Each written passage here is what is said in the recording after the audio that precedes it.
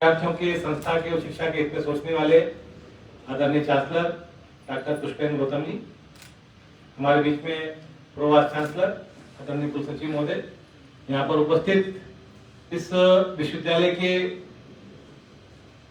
ख्याति लब्ध शिक्षक और शिक्षिका बहनों भाइयों, जैसा कि आपको पता ही है कि आज पूरे भारत में जम्मू कश्मीर अध्ययन केंद्र की ओर से संकल्प दिवस का आयोजन किया जा रहा है। इसका मुख्य कारण यह है कि आज ही के दिन 22 फरवरी 1994 को भारत की संसद के दोनों सदनों द्वारा, लोकसभा और राज्यसभा के द्वारा सर्वसम्मति से यह संकल्प पारित किया गया था कि पाकिस्तान के कब्जे में जो भी भारत का क्षेत्र है, जिसे हम POJK के नाम से जानते हैं, उसको वापस लिया जाएगा और भारत का जो मानचित्र है उसके स्वाभिमान चित्र को सुरक्षित रखने का काम किया। इसी दिवस की याद हमारे देश की संसद को कराने के लिए, नागरिकों में इस बात की जागरूकता को लाने के लिए कि ये क्षेत्र हमारे लिए क्यों महत्वपूर्ण है, इस कार्यक्रम का आयोजन किया जाता है। और मैं बहुत ही एक तरह से मुझे गर्व का अनुभव हो रहा है कि श्री कृष्णा विश्वविद्यालय को मध्य प्रदेश में ये पहला अवसर प्राप्त हुआ है कि उन्होंने संकल्प दिवस के आयोजन को 22 फरवरी को आयोजित कराने में जम्मू कश्मीर केंद्र का सहयोग किया। मैं इसके लिए यहाँ के संचालक महोदय को बहुत बहुत धन्यवाद और आभार प्रदर्शन भी करता हूँ। महाभारत में एक श्लोक है, उस श्लोक में कहा गया है कि वो सभा सभा नहीं जहां धर्म ना हो। और महाभारत के इस श्लोक की दूसरी पंक्ति में कहा गया है कि वो सभा सभा नहीं जहां धर्म है लेकिन सत्य ना।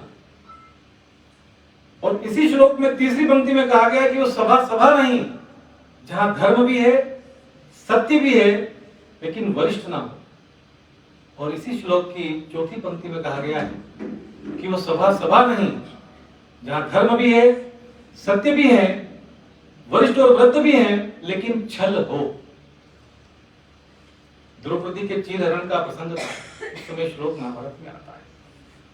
तो सहसा यह विचार आता है कि क्या जिस सभा में धर्म साक्षात रूप से विराजमान है, जहां सत्य भी है, जहां अनुभव की प्रकांड परिक्रमा को जीते हुए, जीवन को जीते हुए अनुभवी वरिष्ठ भी हैं, क्या वहां छल हो सकता है? हाँ, महाभारत में पांडवों के साथ तो हुआ, लेकिन भारत के कुरुक्षेत्र में भी भारत की जनता के साथ छल हुआ है।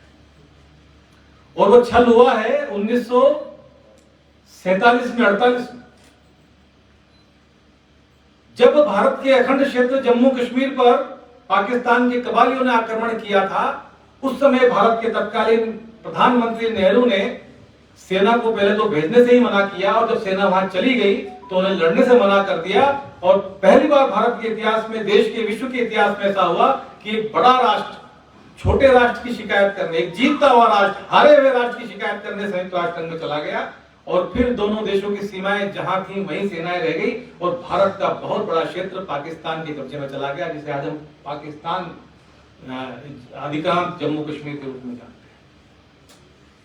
और इसी क्षेत्र को लेने के लिए, इसी क्षेत्र की लड़ाई के लिए, और ये महत्वपूर्ण इसलिए है क्योंकि आज अगर हम जम्मू कश्मीर में हार जाते हैं तो पूरे भारत को हार जाते हैं। क्योंकि जम्मू कश्मीर में जो आज ताकतें हैं, वो ताकतें पूरे विश्व में कहीं न कहीं सर्वनाश मचाए हुए। और यदि उस ताकतों को जम्मू कश्मीर में जवाब दे दिया जाएगा तो पूरे भारत में उनको जवाब मिल जाएगा। और यदि हमने जम्मू कश्मीर को बचा लिया तो पूरे भारत को बचा लिया। इसी संकल्प को याद दिलाने के लिए आज का एक कार्यक्रम हम लोग आयोजित कर रहे हैं। पहली स्लाइड। वास्तव में यदि हम जम्मू कश्मीर के बारे में जाने तो जम्मू कश्मीर का एक सांस्कृतिक और ऐतिहासिक इतिहास के बारे में थोड़ा सा मैं आपको बताना चाहूंगा कि जम्मू कश्मीर कोई अभी नया नया बना प्रदेश नहीं है। हजारों लाखों वर्ष पुराना भारत के ज्ञान का केंद्र जहां से ज्ञान गंगाएं बहती थी वो जम्मू कश्मीर थी। ऋषि कश्यप की धरती, और कश्यप के पहले से जहां देवों ने स्वयं अवतरित होकर मानसरोवर के किनारे आकर चारों वेदों को गुंजायमान करते हुए विश्व को सभ्यता का दर्शन दिखाया, वो जम्मू कश्मीर था। और जम्मू कश्मीर में यदि हम देखें तो शैव दर्शन के पुनरोदय को लेकर, यानी वहां आगम के पंडितों का सर्वथा जो एक तरह से वहां पर ज्ञान विज्ञान धर्म और अंधकार को दूर करने का काम कैलाश पर्वत पर जो वेदों की ऋचाओं को गुंजायमान करके किया गया, जो सभ्यता के विकास क्रम को आगे बढ़ाने का काम किया गया, वो जम्मू कश्मीर में किया गया। जब विश्व के सभ्य कहलाने वाले राष्ट्रों ने सही ढंग से वस्त्र पहनना नहीं सीखा था, उस समय जम्मू कश्मीर के अंदर हमारे ऋषि मुनि सभ्यताओं के नए नए आयामों को छूकर ज्ञान विज्ञान और अध्यात्म के क्षेत्र में पूरे विश्व को दर्शन देते हुए विश्व गुरु के स्थान पर विराजित थे। यह जम्मू कश्मीर का सांस्कृतिक महत्व था। कल्हण की राजतरंगिणी, जो इतिहास के प्राध्यापक होंगे वो जानते होंगे, कल्हण की राजतरंगिणी नाम का एक ऐतिहासिक ग्रंथ हमारे यहाँ है, जिसे यूनेस्को के द्वारा भी एक विश्व धरोहर की संज्ञा दी गई है, जिसमें महाभारत के पहले के 5000 वर्षों की जम्मू कश्मीर की राज्य परंपरा और वहां की सभ्यता के बारे में बताया गया है। महाभारत भी 7000 वर्ष पुराना है, उसके पहले से 5000 वर्ष पुराना जम्मू कश्मीर का इतिहास कल्हण की राजतरंगिणी में हमारे सामने है। जब जम्मू कश्मीर पहला भारत का एक ज्ञान केंद्र था, जिसने बताया कि जब ज्ञान स्वर का रूप धारण कर लेता है तो संगीत बनता है, और जब विराट ज्ञान को समझाने के लिए शब्द कम पड़ गए तो संगीत के स्वरों से वीणा की वादनी के माध्यम से उस ज्ञान को फैलाने का काम भी वहां से हुआ। 6वीं शताब्दी के बाद यदि हम देखें तो बौद्ध, और 7वीं शताब्दी के बाद जैन की संस्कृति वहां पर जम्मू कश्मीर में हमारे यहाँ रही। यदि हम आगे बढ़ते हैं तो जम्मू कश्मीर में यदि हम देखें तो महाभारत से पूर्व राजा गोनन 1150 ईस्वी तक का लिखित इतिहास हमें मिलता है। इसके बाद कश्मीर के इतिहास को आगे बढ़ाया जौन राजाओं ने, और जेनुअल ओवेदिम के शासनकाल का इतिहास उसमें लिखा हुआ है। 1459 में उसकी मृत्यु हुई, और उसके बाद श्रीवर, प्रज्ञाभट्ट, शुक, कश्मीर और अकबर तक का पूरा इतिहास आज के अनुसार है। और कल्हण के अनुसार जो गोनन वंश ने लगभग 300 वर्ष राज्य किया, उसके पश्चात दर्जनों राजा हुए। समय अभाव के कारण मैं उनका नाम नहीं लूंगा, लेकिन मैं आपको बताना चाहता हूं कि कश्मीर पर सम्राट अशोक का शासन भी 273 ईस्वी पूर्व में रहा। और जो शारदा पीठ आज जो है वो 237 ईस्वी में अशोक के द्वारा उस शारदा पीठ का निर्माण कराया गया।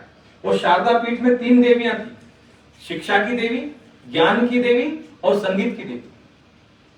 उस शारदा पीठ के माध्यम से वहां पर विश्व की समुन्नत लाइब्रेरी वहां पर उस समय हुआ करती थी, और विश्व के सारे देशों के लोग आकर उस लाइब्रेरी में अध्ययन करके वहां से ज्ञान अपने देश में ले जाया करते थे। ये शारदा पीठ आज हमारे पास नहीं है, वो आज पाकिस्तान के कब्जे में है, और जो जीर्ण शीर्ण है। उसके बाद में यदि हम देखें तो अशोक ने ही जो है श्रीनगर से 5 किलोमीटर दूर आज की जो प्राचीन राजधानी जिसको हम श्रीनगर बोलते हैं, उस श्रीनगरी के रूप में जो स्थापित किया वो राजा अशोक के द्वारा उसको स्थापित किया गया है। अशोक की मृत्यु के बाद मौर्य साम्राज्य टिक नहीं पाया। उसके बाद में बैक्टीरियास अफगानिस्तान की ओर से आए, कुषाणों ने वहां अधिकार किया। कनिष्क ने बौद्ध धर्म अपनाकर चतुर्थ विश्व बौद्ध धर्म सम्मेलन उस समय कश्मीर में आयोजित किया था। और 6वीं शताब्दी के आरंभ में हून सेनापति मिहिरकुल भी कश्मीर का उसने राज हस्तगत कर लिया। 523 ईस्वी में काराकोटा वंश का दुर्लभ वर्धन वहां का राजा हुआ, और उसी के शासनकाल में चीनी यात्री ह्वेनसांग भी जम्मू कश्मीर में आया, और उसने वहां के बारे में पूरा लिखा है, जो आज का पूरा लिखा हुआ इतिहास वहां पर है। फिर काराकोटा वंश 724 का ललितादित्य पीढ़ का वंश, ललितादित्य ने तो हमारे यहाँ मध्य प्रदेश में उज्जैन तक उसका शासन ललितादित्य का उस समय जो है जम्मू कश्मीर के रूप में रहा। और उसने देखा जाए तो तिब्बत को भी उसने उस समय जीता था ललितादित्य ने, तुर्कों को उसने परास्त किया, बंगाल तक उसने साम्राज्य फैलाया। और कश्मीर में विश्व प्रसिद्ध जो मार्तंड मंदिर है, सूर्य मंदिर, उसका निर्माण जो है ललितादित्य पीढ़ ने कराया। 760 में उनकी मृत्यु हुई, और 19वीं शताब्दी के मध्य तक वहां उसका वंश के लोग वहां पर शासन जम्मू कश्मीर में करते थे। इसलिए जो आज लोग कहते हैं ना कि जम्मू कश्मीर किसी के बाप का नहीं, उनको बता देना चाहिए कि कश्मीर, जम्मू कश्मीर तो जब तुम्हारा वो नहीं आया था प्रॉफिट, उसके पहले से हमारे बाप का रहा है, ऐसा जो है उनको ध्यान। 855 में उत्पल वंश राजवंश का उदय हुआ, और अवंती वर्मन राजा बने। 28 वर्ष तक उसने शासन किया, शासन व्यवस्था में अनेक सुधार किए, उसका कोई तोड़ नहीं था। 1014 में राजा जयपीड़ ने गजनी के सुल्तान का सामना किया और कई बार परास्त किया, और 1339 में कश्मीर की स्वात घाटी में शाह मीर शमसुद्दीन राजा बना, और ये कश्मीर का पहला मुस्लिम शासक था 1339 में। यानी कि ये जो मुस्लिम शासक था, इसी वंश का आगे 1389 में एक सिकंदर बुद्ध शिकन, उसके नाम ही बुद्ध शिकन था। बुद्ध शिकन यानी मूर्ति भंजक, उसको हिंदी में भी बोलेंगे। तो 1389 में, 1339 में पहला शासक शामिल था, इसी के वंश का 1389 में यानी 1389 में ये जो सिकंदर बुद्ध शिकन सुल्तान बना, और सबसे क्रूरतम शासक ये रहा। उसके मंत्री मलिक सैफुद्दीन के साथ कश्मीरी हिंदुओं पर उन्होंने अत्याचार किए और अनेक हिंदू देव मंदिर प्रतिमाओं को उसने ध्वस्त किया। उसी सामग्री से वहां उसने मस्जिदों का निर्माण कराया, हिंदुओं पर उसने जजिया कर लगाया। और 1540 में हुमायूं के सेनापति मिर्जा हैदर ने कश्मीर पर आक्रमण किया। 1586 में अकबर ने वहां पर शासन किया। जहांगीर शाहजहां 1674-75 में आए, खैबर पख्तूनख्वा में उन्होंने शासन किया। तो एक घटना का उल्लेख मैं आज आपके सामने अवश्य करना चाहूंगा, क्योंकि किसान आंदोलन के परिप्रेक्ष्य में आज जो भी लोग ये किसान आंदोलन में हिंदुत्व, हिंदी और हिंदुस्तान के विरोध में खालिस्तान का झंडा बुलंद किए हैं, उन लोगों को ये संदेश जरूर देना चाहिए, क्योंकि सिख धर्म का जो उद्भव है पूजनीय गुरुओं ने हिंदुत्व की रक्षा के लिए किया था। और यदि उस धर्म के अनुयायी जिस दिन अपने धर्म का मूल उद्देश्य भूल जाएंगे, वो स्वतः नष्ट हो जाएंगे, ये उनके गुरुओं ने कहा। इसलिए वो नष्ट होने की कगार पे, इसलिए उनको याद दिलाना पड़ेगा। तो 1674-75 में खैबर पख्तूनख्वा औरंगजेब ने का जो शासक था, उसने अभियान चलाकर मतांतरण कराया और कश्मीरी पंडितों को उसने मुस्लिम बनाने के लिए प्रताड़ित करना प्रारंभ किया। तब ये सब लोग तेग बहादुर जी के सामने पहुंचे। तेग बहादुर जी उस समय वहीं कश्मीर के पास में जो है उनका जो है निवास रहता था, वहीं पर वो अध्यात्म के उसमें थे। तो तेग बहादुर जी ने उनसे कहा कि आप राजा को बता दो, बादशाह को, कि भाई अगर तेग बहादुर जी हमारे मुसलमान बन जाएंगे तो हम सब भी जो है इस्लाम धर्म ग्रहण कर लें। जब उन्होंने कहा तो उन्हें पता लगा कि तेग बहादुर कौन है। तो गुरु तेग बहादुर के पास 1675 में औरंगजेब के आदेश से उनके पास मुस्लिम सरदार पहुंचे और उन्हें धर्म परिवर्तन के लिए कहा। तो उन्होंने कहा कि मैंने तो साक्षात करने के लिए आपसे कहा है, आप आइए, विचार करिए और पता करते हैं कि धर्म में क्या क्या अच्छाइयां हैं, जिसको अच्छाई लगेगी तो मैं स्वीकार करूंगा। उन्होंने मना कर दिया कि मैं ऐसे बलपूर्वक या डर से जो है इस्लाम स्वीकार नहीं करूंगा। तो 1675 में सिख गुरु तेग बहादुर जी को कश्मीर के मलिकपुर से बंदी बनाकर सर हिंद में ले जाएगा। और ऐसा नहीं कि उनको सिर्फ पकड़ के ले जाएगा, उनको पिंजरे में बंद करके ले जाएगा और रास्ते भर उनको भालों से डराते हुए और लोगों को दिखाते हुए, क्योंकि उनका बहुत बड़ा प्रताप था, गुरु तेग बहादुर का बहुत बड़ा नाम था, हजारों लाखों की संख्या में उनके अनुयायी थे। तो उनके अनुयायियों का मनोबल तोड़ने के लिए तेग बहादुर जी को पिंजरे में बंद करके मलिकपुर से सरहिंद में ले जाएगा और जहां उन्हें 3 माह तक जेल में रखकर मतांतरित करने के लिए अनेक यातनाएं दी गई। उसके बाद जब वो नहीं माने तो उन्हें लोहे के पिंजरे में रखकर अपमानित करते हुए दिल्ली लाया गया और उन्हें भीषण यातनाएं देकर, याद रखिए स्थिति को, 24 नवंबर 1675 को दिल्ली के चांदनी चौक में गुरु तेग बहादुर की गर्दन काटकर उनकी हत्या कर दी गई। और जहां उनका शीश गिरा, दिल्ली में आज वही स्थान शीशगंज गुरुद्वारे के नाम से प्रसिद्ध है। यानी भारत के इतिहास में सिख गुरु ने हिंदुत्व की रक्षा करते हुए अपने प्राणों का बलिदान दिया है। ये हर भारतीय को पता होना चाहिए। सिख धर्म के आदमी कश्मीर के लिए गुरु तेग बहादुर का बलिदान, ये संकल्प दिवस के दिन हमें स्मरण करना चाहिए और संकल्प लेना चाहिए उन सिखों को भी कि हम गुरु तेग बहादुर की हत्या का बदला लेते हुए जम्मू कश्मीर की अखंडता और एकता को सदा सुरक्षित रखने का काम करेंगे। फिर ये ध्वस्त धरती हम नहीं देंगे कि हमें यदि बॉर्डर पर परेशान किया तो हमारे जो बच्चे हैं वो बॉर्डर से आकर और दिल्ली पर आकर धावा कर देंगे। ये कहने की उनकी हिम्मत नहीं होगी, क्योंकि इतिहास उनका विस्मृत है, क्योंकि संकल्प दिवस में कभी नहीं आए। अगर वो किसी संकल्प दिवस के कार्यक्रम में आते और उन्हें घटना का पता चलता तो निश्चित रूप से वो आज ये हरकत नहीं करते। ये ऐसे कार्यक्रमों का प्रभाव होता है। उसके बाद औरंगजेब के सूबेदार इफ्तार खान ने कश्मीर के लोगों को बड़ी संख्या में मुसलमान बनाया, जो नहीं बना उन्हें जिंदा ही बोरों में सिलवा कर डल झील में भिजवा दिया। 1707 में औरंगजेब की मृत्यु हुई। उसके बाद मुगल को प्रभाव कम पड़ा। 1746 तक बाढ़, अकाल अन्य कारणों से कश्मीर के 3/4 लोग मारे गए। 1753 में मुगलों के विरुद्ध मुगलों के खिलाफ अफगान का अहमद शाह अब्दाली वहां पर आ गया और उसने जो है उसके सूबेदार जो अब्दुल्ला खान थे अब्बासी, उसके नेतृत्व में उसकी क्रूरता भी चरम पर थी। 1819 में 2 बार असफलता के बाद पंडित बिरबल धर के सहयोग से महाराजा रणजीत सिंह के सेनापति मिसर दीवान चंद के नेतृत्व में 15 जुलाई 1819 को जब्बार खान शोपिया के युद्ध में पराजित हुआ। उसके अगले 27 वर्षों तक वहां पर मुगलों का नाम निशान नहीं रहा। उसके अगले 27 वर्षों तक जम्मू कश्मीर फिर से सिख साम्राज्य के अंडर में आ गई। ये घटना है 1819, यानी 1339 से लेकर 1819 तक मुगल वहां रहे। 1819 के बाद वापस सिख सल्तनत वहां पर स्थापित हो गई। और 1820 में डोगरा शासक जो जम्मू के 22 छोटे राज्यों को जीतकर समृद्ध हो गए थे, उन्हें पराजित कर सिख वंश के राजा गुलाब सिंह ने जम्मू का शासक रणजीत सिंह को नियुक्त किया। और 1821 में गुलाब सिंह ने राजौरी किश्तवाड़ को जीतकर अपने राज्य में मिलाया। 1827 में हरि सिंह नलवा, नाम सुना होगा आपने, हरि सिंह नलवा, उसने शेदू की लड़ाई में अफगानों को पराजित किया। अफगानिस्तान आज तक मिथक है। आपने देखा होगा अभी अमेरिका की सेना वहां से वापस आ गई, अपने हथियार छोड़ के भाग के आ गई वहां से। वो अफगान जो आज विश्व की महाशक्ति के द्वारा भी पराजित नहीं हो सका, वो पहले भी अपराजित था। लेकिन आज जो अफगान दिखते हैं आपको, जो सलवार पहनते हैं, आपने देखा होगा उनके वेशभूषा सलवार पहन के रहते हैं, वो हरि सिंह नलवा ने उन्हें पहनना सिखाया कि सालो तुम लोग मर्द बन के मत रहो, तुम लोग औरत बन के रहोगे, जिंदा छोड़ूंगा और मैं मारूंगा। तो जो ये शोले पिक्चर में डायलॉग था कि बेटा सोजा वरना गब्बर सिंह आ जाएगा, वो डायलॉग अफगानिस्तान से लिया गया है कि बेटा सोजा वरना हरि सिंह नलवा आ जाएगा।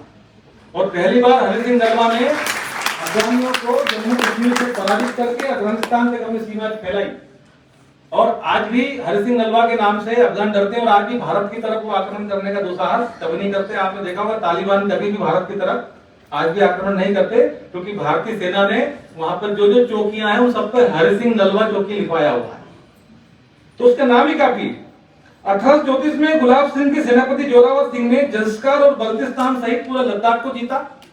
और मैं ये जो जोरावर सिंह हैं, इनका एक फोर्ट आज भी चाइना के कब्जे में है, जोरावर फोर्ट। और ये जोरावर सिंह थे, ये इतने विकट साहसी थे कि जब लद्दाख की और इन्होंने ये तिब्बत की जो लड़ाई हुई, तो 1839 में के पहले 1841 में आज जो चाइना अभेद्य है, ये जो कहा जाता है कि भारत ने कभी किसी पे आक्रमण नहीं किया और भारत तो बहुत शांतिपूर्ण राज्य है, देश है, हमने अपनी सीमाओं की सुरक्षा करने के लिए संघर्ष किया है, ये हमारे देश के बच्चों को पता चलना चाहिए।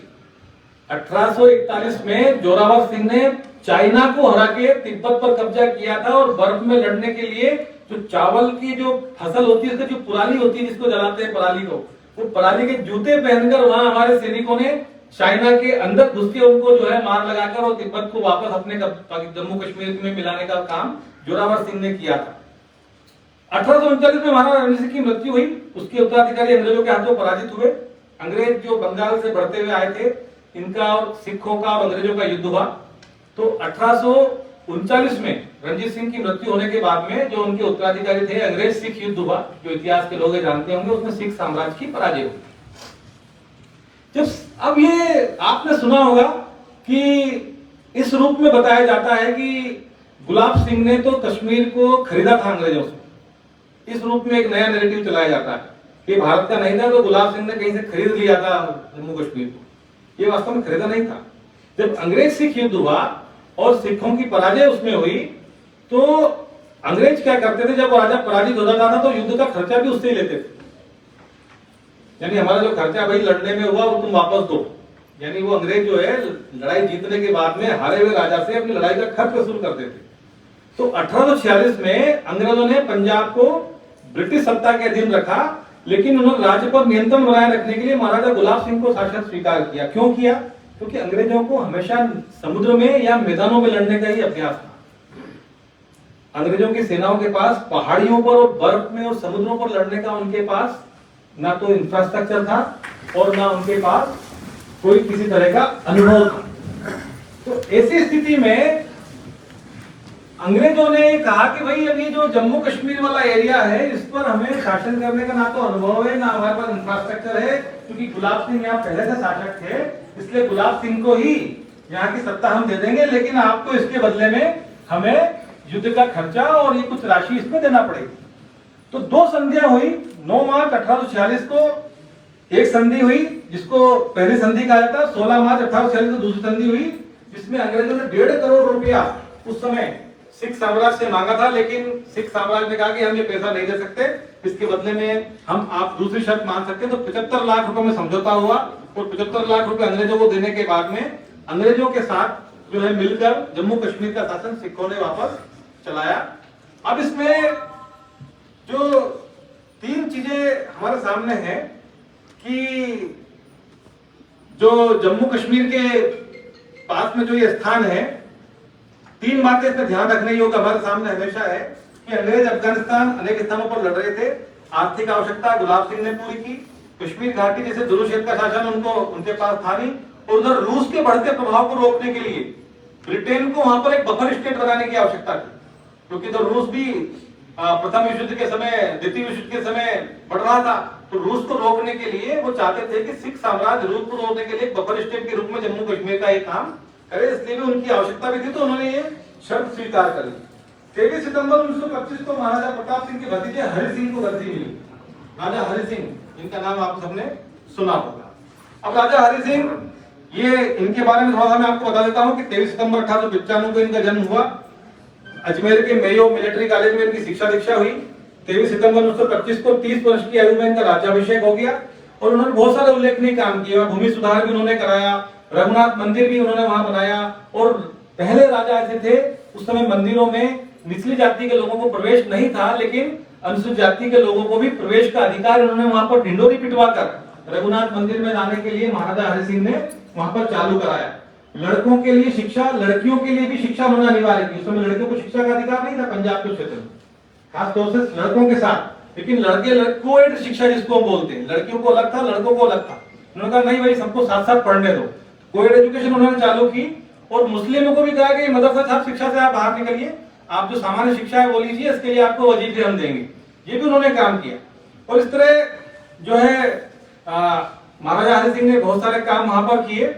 और इसी बीच में शेख अब्दुल्ला, वो भी अलीगढ़ यूनिवर्सिटी में पढ़ रहा था, वो भी आगे बढ़ा और जवाहरलाल नेहरू से उनकी दोस्ती हुई। उसने एक पुस्तक लिखी जिसमें उसने जम्मू कश्मीर को इस्लामिक राष्ट्र बनाने की बातें करने के लिए रिसर्च पेपर प्रस्तुत किया था। एक अंग्रेज अधिकारी को रिसर्च पेपर प्रस्तुत किया, उसको लगा कि शेख अब्दुल्ला हमारा अच्छा काम वहां पर कर सकता है। शेख अब्दुल्ला को आगे बढ़ाना उन्होंने चालू किया। और उस तरह से होते हुए अनेक घटनाओं के बाद में, मैं ज्यादा डीप में नहीं जाऊंगा, अब मैं आता हूं यहाँ पर कि देश को आजादी मिलने का अवसर आ गया। उस समय अगर हम देखें कल्चरली और लीगली, यानी सांस्कृतिक रूप से और विधिक रूप से भारत एक पूरी यूनिट था, पूरी यूनिट, उसमें कोई भेदभाव नहीं था। लेकिन अंग्रेजों ने जो संविधान के पूर्व में भारत को प्रशासित करने के लिए 2 स्थिति बनाई थी, एक थी ब्रिटिश इंडिया और एक थी प्रिंसली स्टेट। जो ब्रिटिश इंडिया था उस पर अंग्रेज सीधे शासन करते थे, और जो प्रिंसली स्टेट था उसमें राजा नवाबों के माध्यम से शासन करते थे। नेक्स्ट, ये पूरा नक्शा है। इसमें आप देखेंगे कि जो पीला क्षेत्र है ये सीधा अंग्रेजों के नियंत्रण में था, यहाँ पर अंग्रेजों के वायसराय या गवर्नर रहते थे। और जो ये गुलाबी क्षेत्र है ये प्रिंसली स्टेट हुआ करते थे, यहाँ पर राजा नवाब या कोई जमींदार ये अंग्रेजों की तरफ से इस क्षेत्र में शासन करते थे। तो इस तरह से दो थे। जब 1947 का भारतीय स्वतंत्रता अधिनियम बना तो अंग्रेजों ने क्या किया कि जो उनके क्षेत्र का इसका जो पीला वाला जो हिस्सा था इसको उन्होंने 2 भागों में बांट दिया, एक पाकिस्तान डोमेन और एक हिंदुस्तान डोमेन, भारत डोमेन जिसको हम बोलते हैं। और ये जो अभी ये पूरा नक्शा है इसमें पाकिस्तान शामिल है। इस नक्शे में आपने देखा होगा बलूचिस्तान का एरिया लेफ्ट में दिख रहा है उधर, ये पूरा एरिया उस समय ये पूरा भारत पाकिस्तान का मिला जुला नक्शा है। तो उन्होंने एक डोमेन 2 डोमेन बनाकर और लोगों से कह दिया कि भाई आप चाहें तो पाकिस्तान डोमेन में मिल जाए और आप चाहें तो हिंदुस्तान डोमेन मिल जाए। उस समय 566 देशी रियासतें थी, नेक्स्ट। तो उस समय की यह स्थिति थी और उस समय भी यदि हम देखें तो राजा हरि सिंह भी एक प्रिंसली स्टेट के शासक थे। वो ब्रिटिश भारत के शासक नहीं थे, प्रिंसली स्टेट के शासक थे। उस अधिनियम में उनके पास भी अधिकार था कि या तो पाकिस्तान में मिल जाए या वो भारत के साथ जम्मू कश्मीर को मिला ले। और उनकी जो सील थी, उस सील से स्पष्ट हो जाता है कि उस समय जम्मू कश्मीर कितना बड़ा था। ये सील और स्पष्ट होगी, दूसरी स्लाइड में दिखाएं। ये इस सील पर लिखा है, स्वस्ति श्री रघुकुल कमल दिवाकर श्रीमान colonel his highness Raj Rajeshwar महाराजा धीराज एक हजरात महाराजा हरि सिंह और जम्मू कश्मीर तिब्बत आदि देशावती। यानी ये जो सील है ये बताती है कि उस समय का जम्मू कश्मीर, उसके अंदर में तिब्बत भी था और पूरा तिब्बत के पीछे का हिस्सा शक्शगान घाटी वगैरह वो भी पूरा उस समय उनके कब्जे में था। ये महाराजा की सील है जो कि एक आज डॉक्यूमेंट है, ये जो बताती है कि जम्मू कश्मीर जो आज हमारे पास आधा अधूरा है और पाकिस्तान कहता है कि हमारे पास है, ये बताती है कि नहीं, ऐसा नहीं। जम्मू कश्मीर जो था वो तिब्बत भी उसमें शामिल था, सारे राज्य उसमें उस समय शामिल थे। नेक्स्ट। अब जो जम्मू कश्मीर के विलय को लेकर जो मिथ है, जो अफवाह है, वो कई अफवाह है। उसमें लिखा था कि महाराजा डिलेड द एसेशन, यानी महाराजा ने विलय करने में जो है देर की। ये सबसे बड़ा मिथक है। महाराजा ने कभी भी देरी करने में, जिसको भारत में मिलाने में देरी नहीं की। वहां पर उस समय शेख अब्दुल्ला को नेहरू जी का पूरा प्रश्रय था और नेहरू जी चाहते थे कि जम्मू कश्मीर भारत में तभी मिले जब शेख अब्दुल्ला वहां के शासक हो। तो अनेक पत्र हमारे जम्मू कश्मीर अध्ययन केंद्र के पास है, जिसमें महाराजा हरि सिंह ने खुद नेहरू जी को लिखा है कि मैं आप मिलना चाहता हूं, मुझे विलय पत्र दीजिए, मैं साइन करूंगा, भारत में जल्दी मिलना चाहता हूं। लेकिन नेहरू जी का पत्र उसके जवाब में है कि हम आपके अधीन जम्मू कश्मीर को भारत में शामिल नहीं चाहेंगे, आप वहां पर शेख अब्दुल्ला को सत्ता सौंपिए, तब हम भारत में कश्मीर का विलय करेंगे। ये ऐतिहासिक तथ्य है। और ये नेहरू नाराज क्यों थे उनसे? नेहरू नाराज इसलिए थे कि शेख अब्दुल्ला को एक बार महाराजा हरि सिंह ने गिरफ्तार कर लिया। तो नेहरू जी उसकी मुकदमा लड़ने के लिए वकीलों के दल के साथ मई 1946 को श्रीनगर जा रहे थे। तो राज्य में आंतरिक शांति होने से अनुमति महाराजा हरि सिंह ने नहीं दी और कोहाला पुल वहां पर है, वहां पर नेहरू जी को गिरफ्तार करके और दोमेल की जेल में उन्होंने महाराजा हरि सिंह ने डाल दिया। नेहरू जी के डायनेस्टी के एक श्रीमान जी हैं जो भी यात्रा कर रहे हैं कहीं, उनकी कभी मुख मुद्राएं और उनकी भावभंगिमा देखना, कितना घमंड, कितना जो है उनके उसमें दिखाई पड़ता है।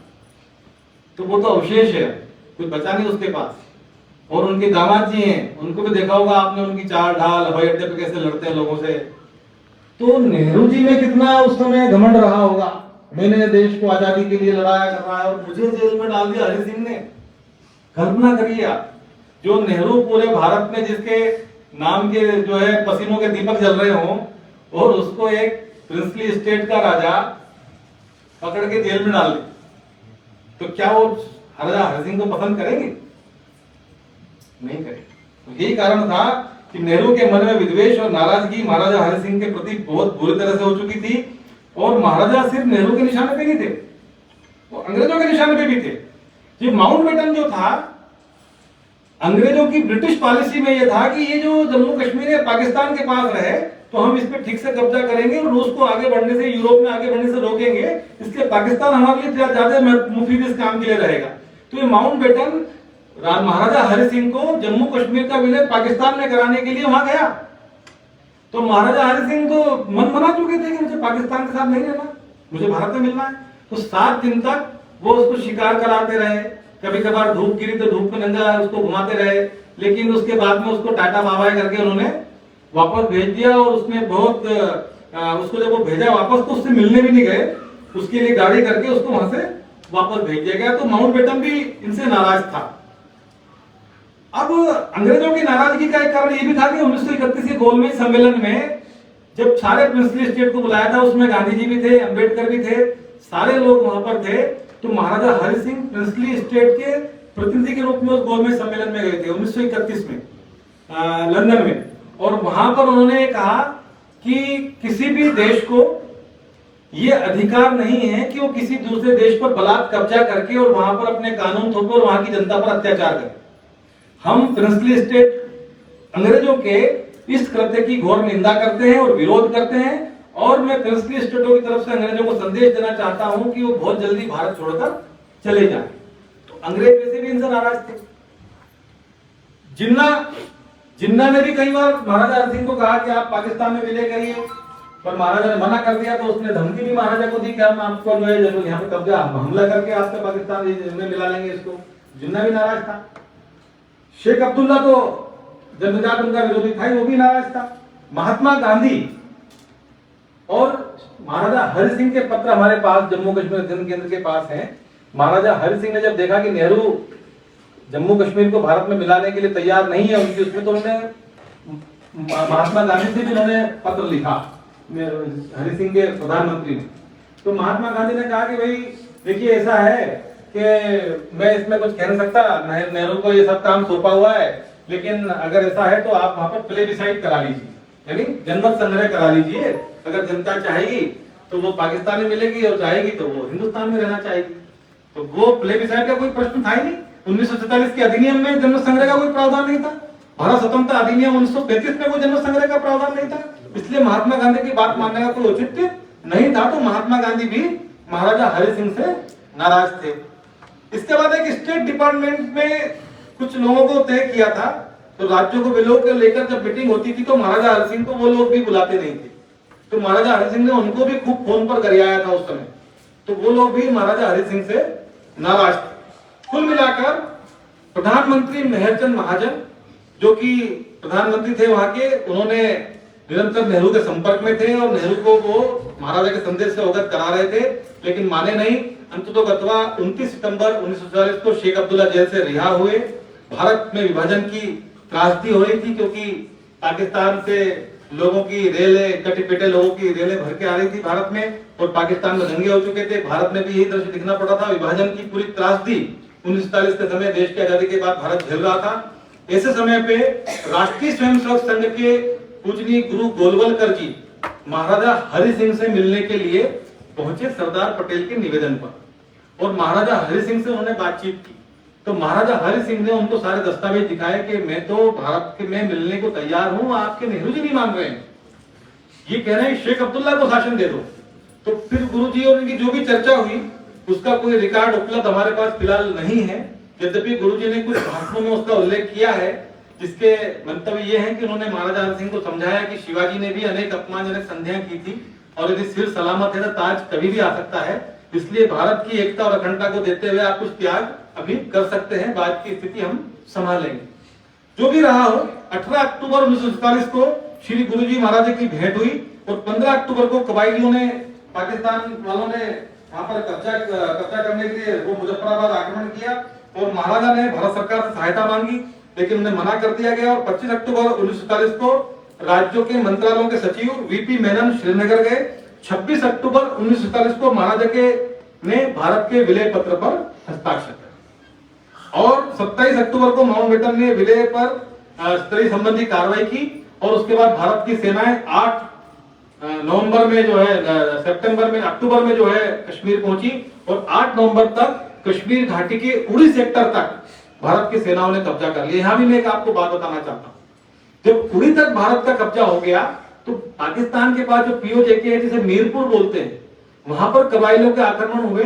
तो सेना अध्यक्ष जो उस समय के थे उन्होंने नेहरू जी से कहा कि अब हमें मीरपुर में सेना भेजना चाहिए, तो नेहरू जी ने मना कर दिया और संयुक्त राष्ट्र संघ ने बोले कि हमने संयुक्त राष्ट्र संघ में अपील की है, सब हो जाएगा, लेकिन मीरपुर में सेना नहीं भेजने के कारण 25,000 लोगों का कत्ल 24 घंटे के अंदर पाकिस्तान के कबायलियों ने 25,000 हिंदुओं का कत्ल किया। 1600 हिंदू बचकर वहां से अमृतसर वापस आ पाए।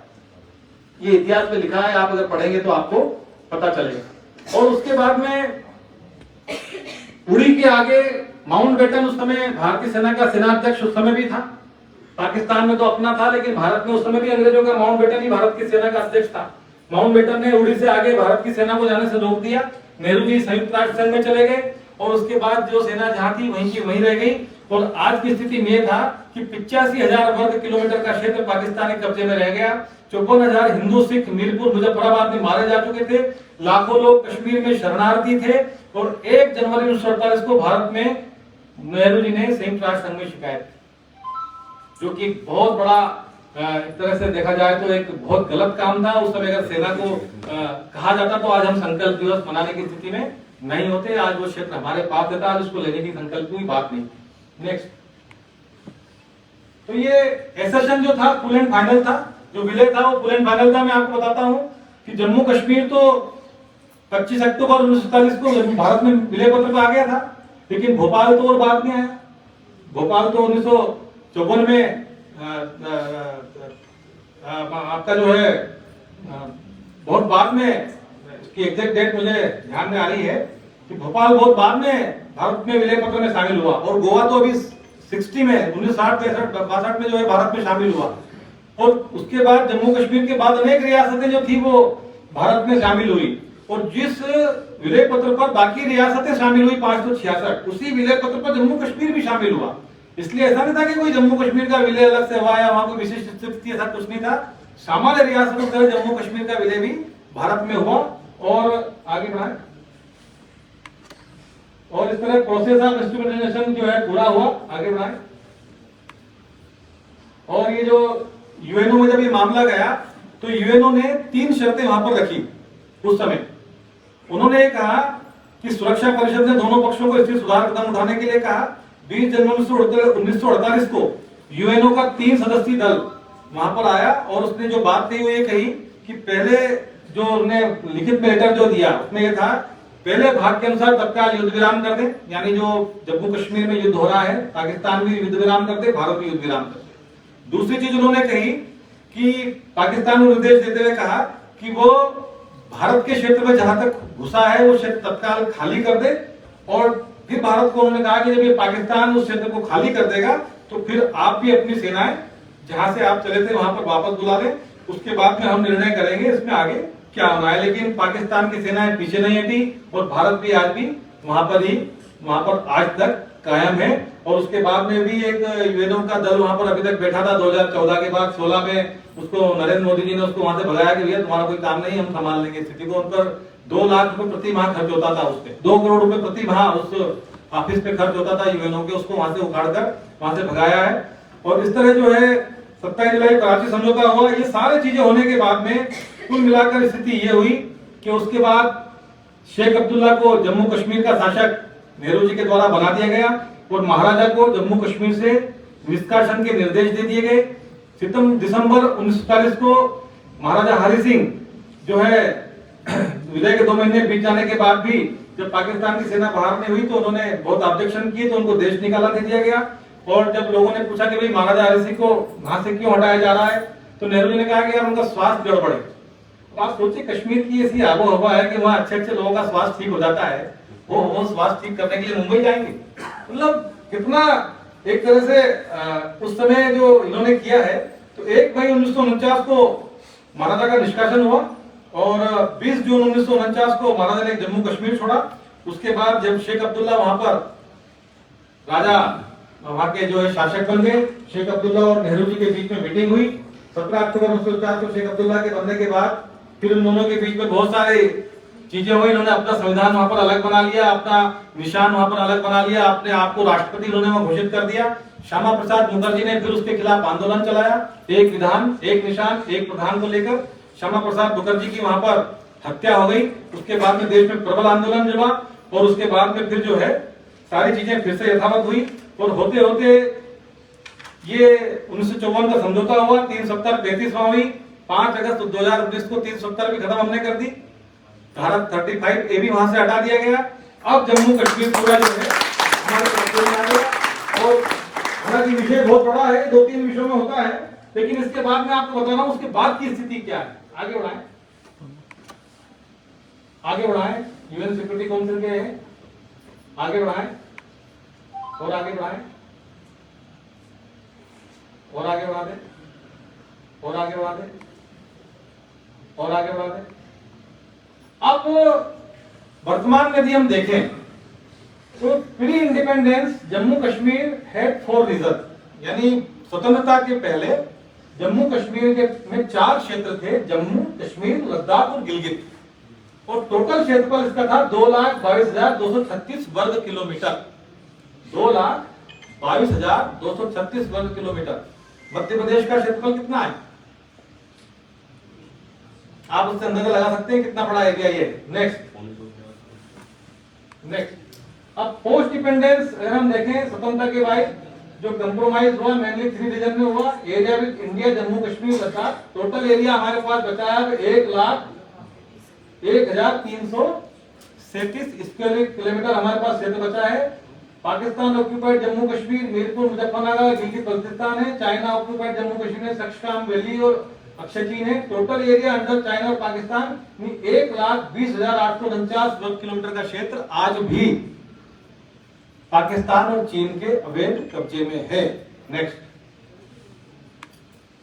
इस तरह अगर देखा जाए तो जो वास्तविक मानवाधिकारों की बहुत बातें हुई बाद में, लेकिन वास्तविक मानवाधिकार अगर देखें तो जो 10 लाख लोग जो पाकिस्तान ऑक्यूपाइड पीओजेके से बाहर के भगाए गए मीरपुर मुजफ्फराबाद से, वो 10 लाख लोग थे।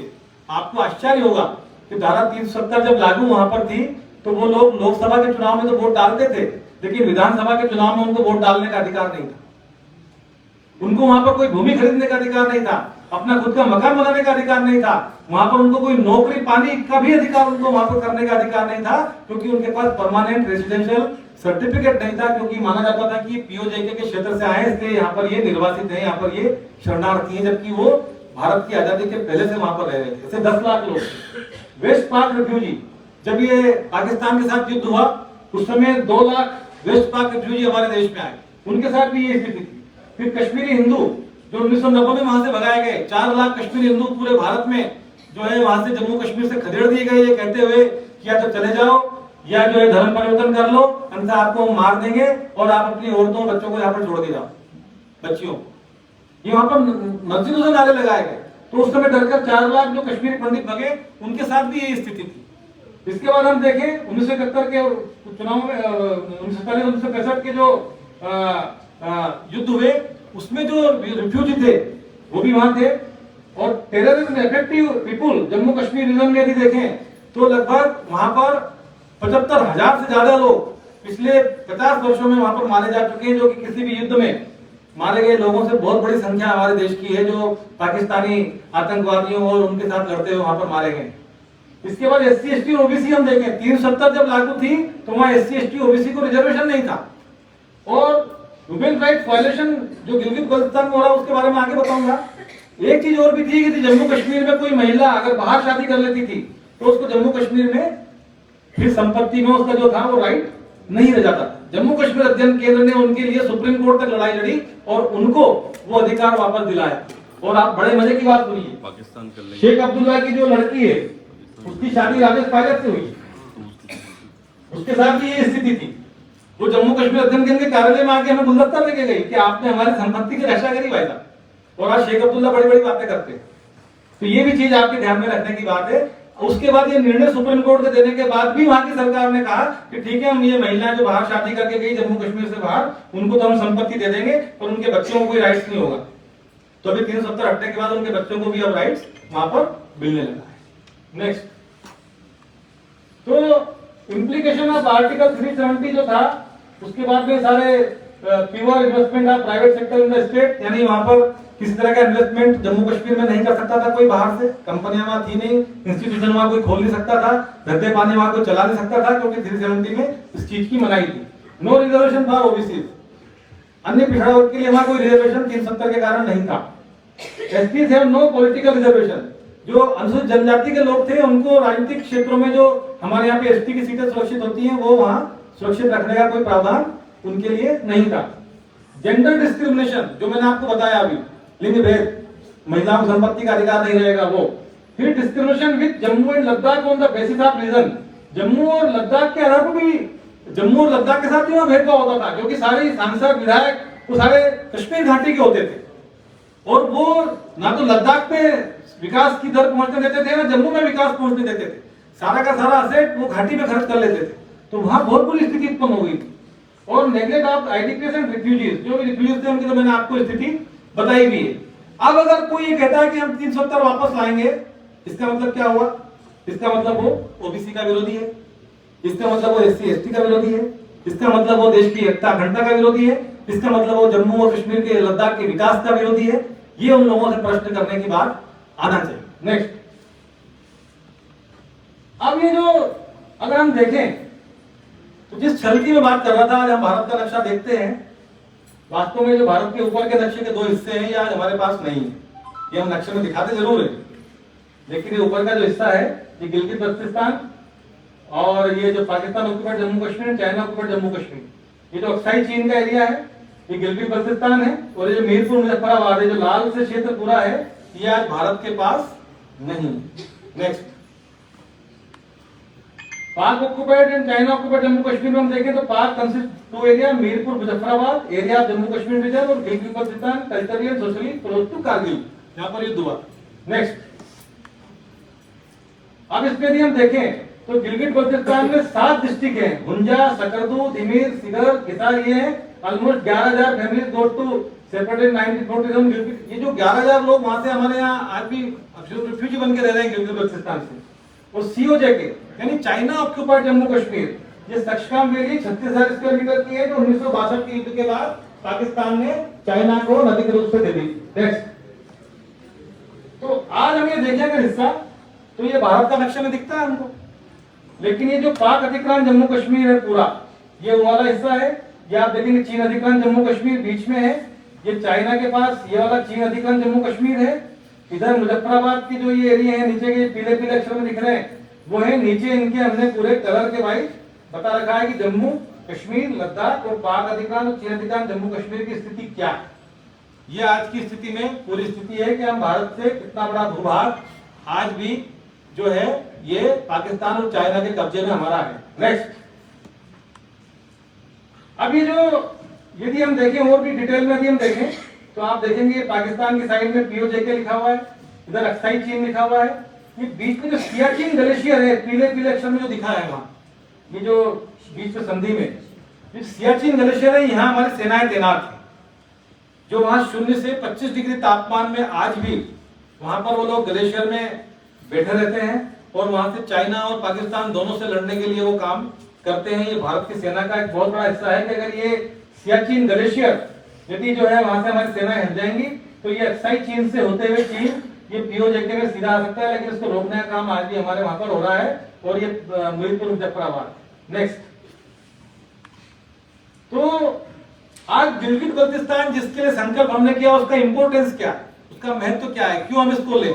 आप देखा होगा रूस ने यूक्रेन पर हमला किया, क्यों किया, क्योंकि वो नाटो के साथ मिलने जा रहा था। नाटो के साथ मिलने से क्या होता, नाटो के साथ मिलने से रूस अंतरराष्ट्रीय संधि के जाल में फंस जाता और अपने किनारे पर अपने दुश्मनों को लेकर वो खड़ा हो जाता। वो बफर स्टेट आज यूक्रेन को बनाना चाह रहा था यूरोप, जो उस समय जम्मू कश्मीर को बनाना चाह रहे थे।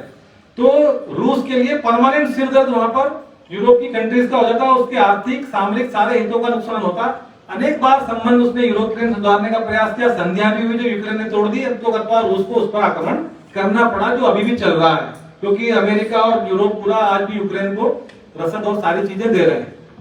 तो रूस ने जब यूक्रेन पर आक्रमण किया तो आपने देखा होगा यूक्रेन रूस में भी कुछ लोग इस निर्णय के खिलाफ खड़े हो गए, लोग सड़कों पर प्रदर्शन करने लगे कि रूस ये गलत कर रहा है। यानी देशभक्ति की भावना उनमें थी नहीं कि देश के ऊपर इतना बड़ा संकट है और देश की सत्ता ने यदि वहां पर आक्रमण का निर्णय लिया है तो हमें देश के साथ रहना चाहिए, ऐसा भाव उनमें नहीं था। वैसा भाव आज हमारे देश के कुछ लोगों में है, जो पाकिस्तान में जब आक्रमण करती है हमारी सेना जाके उड़ी सेक्टर की घटना के बाद में स्टिंग ऑपरेशन जब होते हैं तो उसका वो जो है वो सबूत मांगते थे, सबूत लाके दी, और उसके बाद जो है वो विरोध करते हैं। ऐसे लोगों को जवाब देने के लिए जो है संकल्प दिवस का आयोजन है, ताकि हम अवेयर कर सकें कि इसका कितना महत्व है। इसका महत्व स्ट्रेटेजिकल अगर हम देखें तो ये भारत को सेंट्रल एशिया, चाइना, यूरोप और अफ्रीका सिर्फ बाय रोड जोड़ दे। अगर आज हमारे पास गिलगित बल्तिस्तान का एरिया अगर हमारे पास आ जाता है तो हम सेंट्रल एशिया में, मध्य एशिया में बाय रोड जा सकते हैं, हम यूरेशिया में जा सकते हैं, हम चाइना में जा सकते हैं, यूरोप और अफ्रीका में हम बाय लैंड यदि हम अपनी कार से जा सकते हैं, वहां पर हमारा डायरेक्ट वहां पर जाना हो जाए। और जब हम वहां पर जाएंगे तो पर्यटक के रूप में भी जाएंगे, हम वहां पर जाएंगे तो फैक्ट्री के रूप में भी जाएंगे, हम विकास के रूप में भी जाएंगे, आर्थिक रूप में भी जाएंगे, देश का विकास। एंशिएंट सिल्क रूट, जो हमारा सिल्क रूट था, जहां भारत का मार्केट यूरोप में लगता था, वो सिल्क रूट आज भी वहां पर है, जिस पर आज चाइना जो है वो सिपेक का रूट बना रहा है, वो सिल्क रूट हमारा वहां पर था।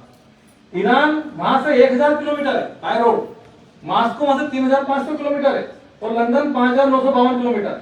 हाईएस्ट पीक ऑफ दस एरिया जो वहां पर है, और वहां पर फ्रेश वाटर, पूरे वर्ल्ड का सबसे बड़ा स्वच्छ पानी का अगर भंडार है तो वो गिलगित बल्तिस्तान में है। जब पूरे वर्ल्ड में पानी खत्म हो जाएगा तो भी 80 वर्षों तक पूरे विश्व को पेट भर पानी पिलाने का जो सामर्थ्य है वो गिलगित बल्तिस्तान के अंदर है, वो भी मिनरल वाटर, जो कि आज की तारीख में 600 रुपए 700 रुपए लीटर कभी कभार कोई लोग उसको लेते हैं। इसी तरह यदि देखें तो वहां पर गोल्ड जो खदानें हैं, करीब वहां पर 1300 गोल्ड खदानें हैं, जिसमें 123 गोल्ड खदानों में विश्व का सर्वश्रेष्ठ गोल्ड वहां पर जो है उपलब्ध है। यूरेनियम जिससे परमाणु बम बनाया जाता है, उसकी वहां पर खदान वहां पर भी जो है गिलगित बल्तिस्तान में मिली है। नेक्स्ट, यदि हम देखें कि ये जो गिलगित बल्तिस्तान का जो पूरा एरिया है, उसमें किस तरह से आज हमारे पास होता था, हम विकास के नाम आयाम वहां जो बोल सकते थे, लेकिन पाकिस्तान के कब्जे में जाने से वहां पर क्या क्या नुकसान हो रहा है। वहां की लोकल लैंग्वेजेस जो है, बल्कि भाषा जो थी वहां की सतत भाषा समाप्त कर दी गई, वहां पर उर्दू और फारसी तो थोप दी गई। जो वहां का गिलगित बल्तिस्तान के जो 21 वर्षन थे वो वहां इंप्लीमेंट नहीं हो रहे। वहां की डेमोग्राफी चेंज कर दी गई, वहां पर शिया बल्ती और इस तरह की जो है वहां पर पंजाब से लाकर, वहां पाकिस्तान के कब्जे वाले पंजाब से लाकर सुन्नी लोगों को वहां बसाकर वहां डेमोग्राफी चेंज करने का काम हो रहा है। पॉलिटिकल एक्टिविस्ट जो है आए दिन वहां पर खड़े होते हैं, उन पर गोलीबारी वहां पर हो रही है। ये सारे 80% स्कूल वहां पर बंद पड़े हैं, टीचर्स पाकिस्तान नहीं भेज रहा है, डिपार्टमेंट में वहां अधिकारी नहीं है। वहां पर चाइना को पूरी खदानें खोदने के हरे ठेके पाकिस्तान ने वहां पर दे दिए हैं, वो वहां पर अत्याचार कर रहे हैं, उनकी लड़कियों को उठा के ले जाते हैं, उन पर वहां पर बलात्कार अत्याचार कर रहे हैं। आप देखिए इतनी ठंड में भी वहां करोड़ों लोग, हजारों लोग जो वहां पर सड़कों पर उनके खिलाफ वहां पर आंदोलन में, ये सारे अत्याचार गिलगित बल्तिस्तान पे आज की तारीख में वहां पर हो रहे हैं। नेक्स्ट, ये एरिया है जम्मू कश्मीर से 1000 गुना सुंदर एरिया। ये देखिए हमने क्या खोया है उस देश में। नेक्स्ट, ये शारदा पीठ, 2400 वर्ष पुरानी शारदा पीठ, जहां मां शारदा की पूजा होती है 233 ईस्वी में, जिसे अशोक के द्वारा स्थापित किया गया था, जो हमारे ज्ञान का केंद्र था, जहां समुन्नत लाइब्रेरी में विश्व के सभ्य कहलाने वाले राष्ट्रों ने पढ़ना लिखना सीखा और ज्ञान का काम सीखा, वो शारदा पीठ आज जीर्ण अवस्था में है। क्या ये शारदा पीठ भारत के पास वापस नहीं आना चाहिए? ये संकल्प हमें नहीं लेना चाहिए। नेक्स्ट, फेमस गिलगित बुद्धा, जो बुद्ध के जो अवशेष वहां पर है, एक से एक शैल चित्र, बौद्धों के अनेक उनकी जो जीवन की चर्याओं संबंधित जो वहां की कंदराएं हैं, जहां पर बौद्ध धर्म से जुड़ी अनेक चीजें वहां पर हैं, वो सब उनके द्वारा नष्ट की जा रही है पाकिस्तान के द्वारा। जो सब वहां पर बुद्ध की प्रतिमाएं वहां पर जगह जगह पहाड़ियों पर उकेरी गई हैं, गुफाओं में बुद्ध कथाएं वहां पर पहाड़ों पर उकेरी गई हैं, सुंदर गुफाएं, वो सब बंद पड़ी है, मकड़ी के जाले हैं, या उनमें जो है वो लोग गंदगी कर रहे हैं। नेक्स्ट, ये जो ताइवान तिब्बतन स्ट्रक्चर है, इसको हम टेक्सटन बोलते हैं, यहाँ पर है, वहां पे ऐसे मकान है। इन मकानों में भी आप देखेंगे तो इतनी सुंदरता के साथ उन्होंने ये कलाकारी पूरी हाथ से इसमें उकेरी है प्राकृतिक रंगों से। नेक्स्ट, ये जो वहां के मठ हैं, यहाँ पर आप देखेंगे कि स्वास्तिक के चिन्ह भी जो है ऊपर इसमें जो है जगह जगह पर देखने को वहां पर मिलते हैं। नेक्स्ट, अगर हम देखें तो गिलगित से लंदन 100 घंटे में आप जा सकते हैं। यानी आप मुंबई से दिल्ली अगर बाय ट्रेन आते हैं, अगर देखा जाए पहले आते थे, तो वंदे भारत चल के जल्दी आ जाएंगे, लेकिन आप अगर लंदन जाना चाहेंगे तो आप वहां से आराम से लंदन जा सकते हैं। इस तरह मास्को जा सकते हैं, तेहरान जा सकते हैं, और ये कुछ घंटों की दूरी हमारे पास है। आज अगर हमारे पास ये स्थान होता तो हम सड़क मार्ग से यूरोप पहुंच सकते थे। हो सकता है कि कृष्णा यूनिवर्सिटी की एक ब्रांच इसी मार्ग से होते हुए यूरोप में खुल सकती थी। नेक्स्ट, ये हुंजा लेक है, जो सर्दी में जम जाती है, जिसपे लोग आज भी वहाँ पर्यटकों को तरस रहे हैं। वो वहाँ के लोग पैदल उस झील पर घूमते हैं, लेकिन उसमें बहुत सारी पर्यटन की गति से चला सकते हैं, वहां पर जा सकते हैं। नेक्स्ट, लद्दाख का हिस्सा गिलगित पहले जम्मू कश्मीर का हिस्सा था, ये आज की स्थिति है। हमारे पास ये जम्मू कश्मीर का और ये लद्दाख का हिस्सा है, COTL, POTL, रूस को घेरने के लिए मैंने आपको बताया था। ये उस समय की स्थिति थी, ये आज है। नेक्स्ट, ये लेडी फिंगर पीक है वहां की, एक बहुत सुंदर चोटी, जिसको देखने के लिए उस समय अंग्रेज लोग बड़ी संख्या में वहां जाया करते थे, लेकिन आज ये सब बंद करा है। वहां पे पूरा इलीगल ऑक्यूपेशन वहां पर पाकिस्तान ने इस एरिया में पूरा कर लिया है, माइंस चला दी। नेक्स्ट, नंगा पर्वत बेस कैंप, ये कितना सुंदर बेस कैंप वहां पर है कि अनेक बार वहां पर जो है शूटिंग के लिए लोग जाते हैं तो पाकिस्तान उनको अनुमति नहीं देता वहां। ये विश्व से आज अपरिचित है इतने सुंदर सुंदर स्थान वहां के। तो इसमें आज पाकिस्तान के जो आर्मी अफसर हैं वो छुट्टी काटने के लिए वहां पर आते हैं, इसके अलावा किसी को वहां पर आने की अनुमति नहीं है। नेक्स्ट, इस तरह अगर हम देखें जम्मू कश्मीर लद्दाख का कुल क्षेत्रफल इतना है, हमारे पास सिर्फ आज की तारीख में 1 लाख समथिंग है। पाकिस्तान के पास लद्दाख का इतना है, पाकिस्तान और जम्मू कश्मीर में इतना है, चीन के पास इतना है, और ये पूरी स्थिति है। सिर्फ ये छोटा सा सफेद कोना हमारे पास है, ये पूरा हिस्सा आज हमारे पास नहीं है। नेक्स्ट, तो अब हमें हमारा रोल क्या हो? हमारा रोल होना चाहिए इंफॉर्मेशन कलेक्शन एंड स्टडी। हम इस विषय को लेकर और भी सूचना एकत्रित करें। मैं निवेदन करूंगा, यहाँ पर पुष्पेंद्र जी बैठे हैं, ब्रजेंद्र जी बैठे हैं, कि यहाँ पर जम्मू कश्मीर अध्ययन केंद्र की एक ब्रांच यहाँ पर स्थिति करें। हिमाचल प्रदेश केंद्रीय विश्वविद्यालय में Jammu Kashmir study centre, school of education centre वहाँ पर है, और वहाँ पर डिप्लोमा डिग्री वगैरह कराते हैं लोग, और उसका काफी लाभ भी जो है वहाँ पर हो रहा है। और इस तरह इंफॉर्मेशन कलेक्शन करें, स्टडी करें, क्रिएटिंग अवेयरनेस, लोगों में जागरूकता फैलाएं, confidence and will of the nation, और एक तरह से देश के लिए जो हमारे मन में भावना हो चाहिए हमारे देश की एकता। आज कई लोग बैठे होंगे जहाँ खेत पे एक बिलात की मेड़ पर आपस में भाई भाई से लड़ लेते हैं, और देश का इतना बड़ा हिस्सा है दुश्मनों के कब्जे में, और हम शांति से बैठे हैं। बुंदेलखंड का तो कहना है कि जिसका बेरी चैन से सोए उसका जीना बेकार। तो आज हमारा बेरी हमारी धरती पर चैन से सो रहा है, और उसके बाद भी अगर हम चुप बैठेंगे तो निश्चित रूप से हमारा जीवन बेकार है। Creation of well informed audience, और हम जनता को इसके बारे में जानकारी देकर जागरूक करें, ताकि हमारे देश का जो मानचित्र है वो हमारे देश के स्वाभिमान चित्र के रूप में हमारे हृदय पर अंकित हो। यही आज के संकल्प दिवस का मुख्य उद्देश्य है कि हम अपने इस देश की भूमि को वापस लेने के लिए भारत की संसद के द्वारा 1994 जो संकल्प लिया गया था, उसको पत्र लिखकर, राष्ट्रपति जी को पत्र लिखकर उस संकल्प की याद हम सदन को दिलाएं, और इस संकल्प को पूरा करने के लिए भारत की सरकार के साथ खड़े हों। आने वाले 2024 में भी हम अपने मतदान का उपयोग इस तरह से करें कि ये भारत का भूभाग वापस लेने की क्षमता और सामर्थ्य देने वाली सरकार हमारे बीच में आ सके। इन्हीं विचारों के साथ, इन्हीं बातों के साथ मैं अपनी वाणी को विराम देता हूं। वंदे मातरम। इस गिलगित बल्तिस्तान के विषय पर एक पुस्तक मैं माननीय सांसद महोदय को भेंट देना चाहूंगा।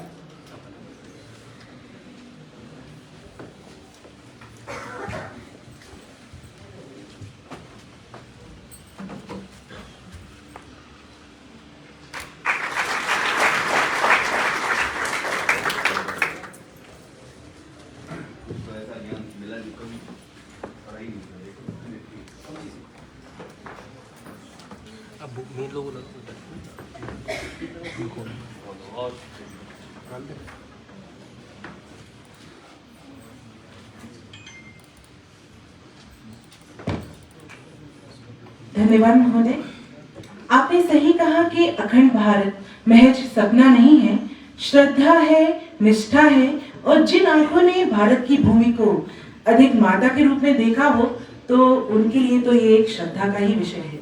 अतः अखंड भारत का उद्देश्य भारत से अलग हुए इन देशों को पुनः एक करना है। अखंड भारत भारतवासियों के लिए केवल शब्द नहीं है, ये हमारी श्रद्धा है, भाव है, देशभक्ति है, व संकल्पों का अनवरत प्रयास है, जिसे प्रत्येक देशभक्त जीवंत महसूस करता है। कार्यक्रम को आगे बढ़ाते हुए मैं हमारे विश्वविद्यालय के माननीय कुलाधिपति महोदय से अनुरोध करूंगी कि वे आज के कार्यक्रम का आभार व अपने ज्ञान के शब्दों से हमें समृद्ध करने की कृपा करें। माननीय कुलाधिपति महोदय।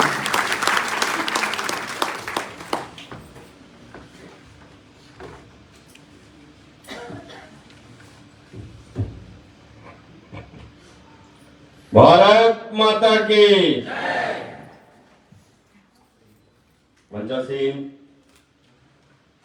आज के इस कार्यक्रम के मुख्य अतिथि और मुख्य वक्ता परम आदरणीय डॉक्टर विश्वास चौहान जी, सदस्य प्रशासनिक निजी विश्वविद्यालय विनियामक आयोग भोपाल मध्य प्रदेश। आज के कार्यक्रम के विशिष्ट अतिथि डॉक्टर पुष्पेंद्र सिंह गौतम जी, अध्यक्ष भारतीय शिक्षण मंडल महाकौशल प्रांत और चेयरमैन श्री कृष्णा विश्वविद्यालय।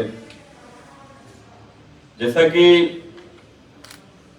मैं किसी कारणवश थोड़ा सा लेट हो गया, जम्मू कश्मीर को लेकर के यहां जिस तरीके से स्लाइड चल रही थी और भाई साहब हर बिंदुवार और तथ्यात्मक रूप से जिस तरीके से प्रस्तुत कर रहे थे हर चीज को, बड़े साइंटिफिक तरीके से, वैज्ञानिक तरीके से, तथ्यों के आधार पर, मैं यहां सामने बैठे बैठे ऐसा देख रहा था जैसे मेरे सामने कोई फिल्म चल रही है। हम किसी थिएटर में बैठे हो, कुछ देर बाद जब मैं चित्र देखने लगा तो मुझे ऐसा मन में भाव आया कि जैसे मैं उस कश्मीर के उस वैली में पहुंच गया हूं। मैंने पढ़ा था हुंजा एक रियासत हुआ करती थी जो गिलगित और बलूचिस्तान में विलय हुई। मैंने किताब में पढ़ा था, आज मैंने देखा कि हुंजा वो ऐसी हुंजा है, ऐसी हुंजा वैली है जिसमें लोग ऐसे चलते हैं।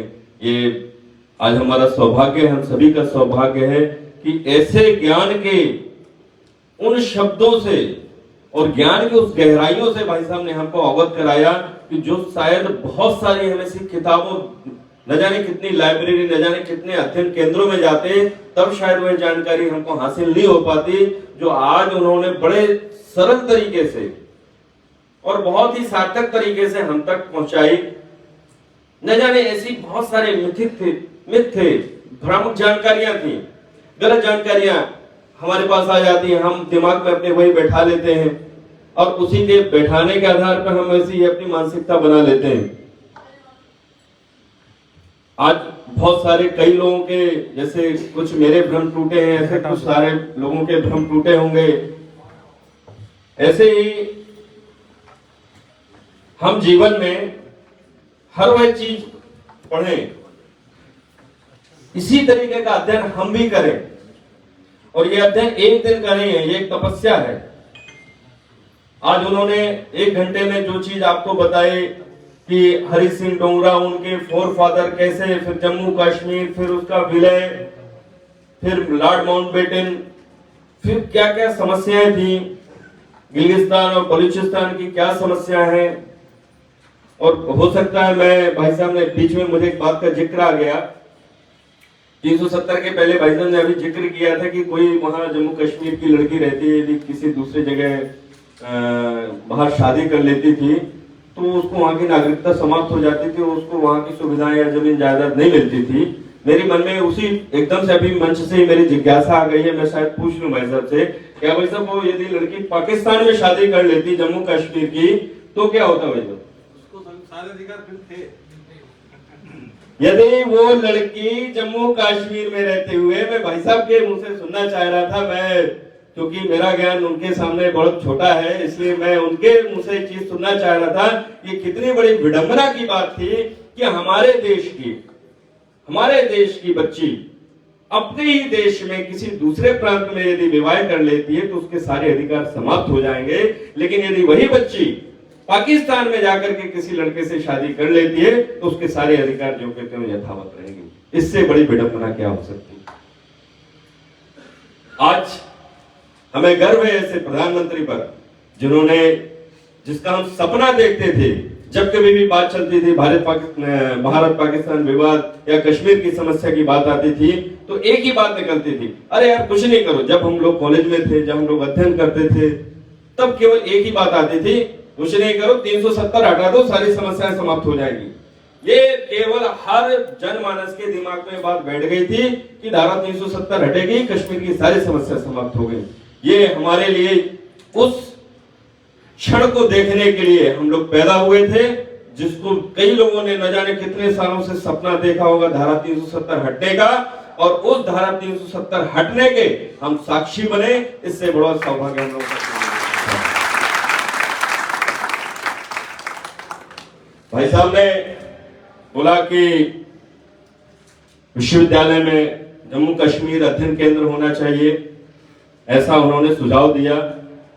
मैं आज से इस मंच से ये घोषणा करता हूं कि बहुत जल्दी इतिहास और हिंदी के जो विभाग हैं मिलकर के ऐसे एक अध्ययन केंद्र की पीछे वाला जो भवन है उसमें शुरुआत करें।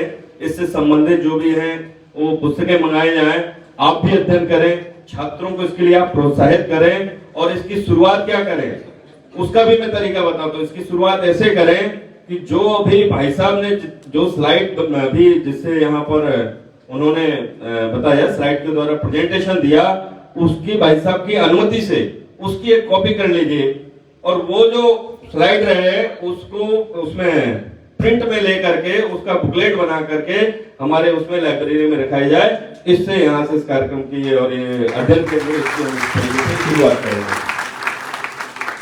आने वाले समय में हम भाई साहब को ऐसे ही कोशिश करेंगे कि हम सारे विश्वविद्यालय के जितने भी यहाँ प्रोफेसर, प्राध्यापक, छात्र छात्र बैठे हुए हैं उनका मार्गदर्शन करते रहें। और जिस तरीके से भाई साहब ने बोला, ये अकेले उनकी सोच नहीं, ये छोटे से छोटे छात्र, छोटे से छोटे बच्चे के मन में सोच होना चाहिए कि जो हमारा है हमें किसी और का नहीं चाहिए, किसी और का लेना नहीं है, लेकिन जो हमारा है उसको हम किसी को लेने भी नहीं देंगे। ये गिलगित और बलूचिस्तान हमारा था, ये किसी मुल्की पुरखों की कमाई नहीं है। ये हरि सिंह जी से जब यहाँ से वो अलग हुए तो उन्होंने निर्णय लिया कि हम अपना स्वतंत्र रहेंगे। पाकिस्तान ने जब उन्हें विलय के लिए बोला, उन्होंने मना कर दिया कि नहीं, हम पाकिस्तान के साथ नहीं रहेंगे, हम बलूच हैं और हमें हमारी भाषा अलग है, हमारी संस्कृति अलग है, हम आपके साथ विलय नहीं होंगे। तो हमारे यहाँ तो सरदार वल्लभ भाई पटेल जी ने विलय करा दिया था, यहाँ पर वो ऐसी स्थिति नहीं आई, वहां कोई ऐसे पटेल नहीं थे, तो आज तक उसका बलूचिस्तान का विलय नहीं हो पाया था। तो जो हमारा है ये संकल्प है, और 1994 में 22 फरवरी 1994 में जो संकल्प दिवस सोचा गया था, हम उसको उसी दिन नहीं सोचे, हम सुबह या जिस समय भी हम खाली हो तो हमारे दिमाग में जैसे धारा 370 रहा करती थी, उसी तरीके से ये मुद्दा जब हम 24 घंटे हमारे साथ दिमाग में, जहन में हमारे रहेगा, तो हम उस पर अध्ययन करेंगे, उस पर विचार करेंगे, अपनी सोच बनाएंगे, और जब अच्छी सोच बनाएंगे तभी हम उस मुकाम को हासिल कर पाएंगे। भाई साहब, आप विश्वविद्यालय में आप पधारे, सभी को मार्गदर्शन दिया, बहुत बहुत धन्यवाद, बहुत बहुत आभार।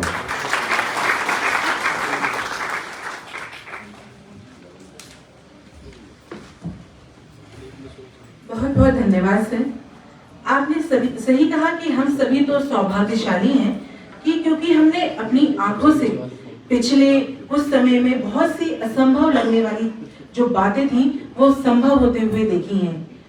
इन सभी बातों को ध्यान रखते हुए नित्य प्रति अखंड भारत का सपना अपनी आंखों में रखना, और हम सभी इसी जीवन में अखंड भारत का जो साकार होते हुए सपना देखना चाहते हैं, यही प्रबल इच्छा रखते हैं। अब मैं माननीय कुलाधिपति महोदय व माननीय चेयरमैन महोदय से अनुरोध करूंगी कि वे हमारे पधारे हुए अतिथियों का शॉल श्रीफल का सम्मान करने की कृपा करें।